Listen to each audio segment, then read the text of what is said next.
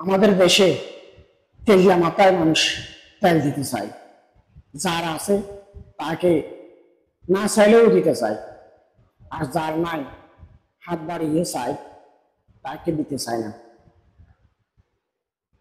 একজন মানুষ কত পরিশ্রম করে, রাস্তায় অনেক সময় দেখা যায় হাত নাই, পা নাই, মাথা নাই, ঠ্যাং নাই, কত কিছু না থাকার পরেও সে কতই পরিশ্রম করতেছে, রাস্তায় ঘাটে বের হলে দেখা যায়।